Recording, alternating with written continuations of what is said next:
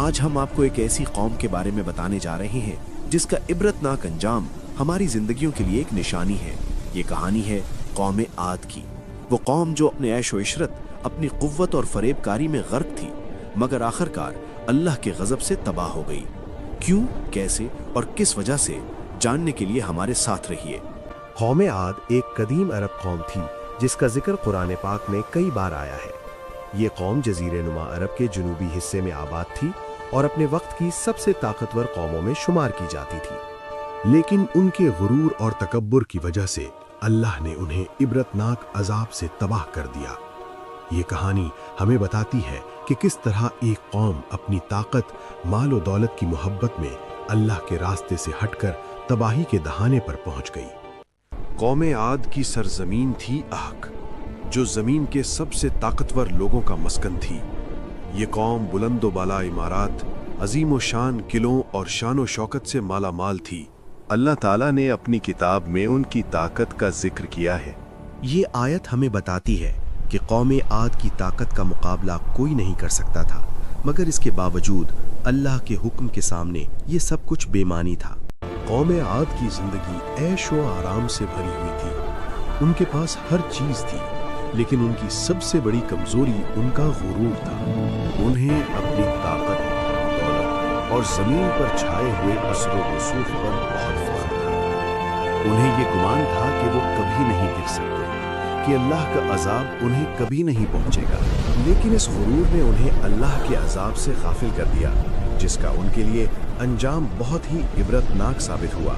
फिर अल्लाह के एक नबी हजरत हूद अलैहिस्सलाम इस कौम के पास आए। हजरत हूद अलैहिस्सलाम कौम आद को अल्लाह की तरफ बुलाते थे, उन्हें तौबा की दावत देते थे और बताते थे कि उनका गुरूर उन्हें तबाही के रास्ते पर ले जा रहा है। अगर वो अपनी बदआमालियों से तौबा ना करें तो उनका अंजाम बहुत बुरा होगा। लेकिन कौम आद ने उनकी बातों को नज़रअंदाज किया और उन्हें झूठा और जादूगर समझा। उन्हें ये यकीन था कि वो किसी भी अजाब से बच सकते थे, क्योंकि उनके पास इतनी ताकत और दौलत थी कि वो किसी भी मुसीबत का सामना कर सकते थे। फिर वो दिन आया जब अल्लाह का अजाब उन पर नाज़िल हुआ। ये एक खौफनाक तूफान था जो समुंदर की तरह बुलंद और ताकतवर था। ये तूफान इतना शदीद था कि कौम आद के सारे अजीम शान किले, इमारतें और उनकी शान और शौकत महज चंद लम्हों में मिट्टी में तब्दील हो गई। मगर जब वो अजाब का सामना कर रहे थे तो उनके लिए कुछ नहीं बचा था सिवाय पछतावे के। ये तूफान इतना ताकतवर था कि वो हर चीज को बहा ले गया और कोई भी चीज बाकी नहीं बची। वो बुलंदो बाला इमारात, वो खुशहाल लोग, वो जो अपनी कुव्वत और दौलत पर फख्र करते थे, सब कुछ तबाह हो गया। सब कुछ खत्म हो चुका था।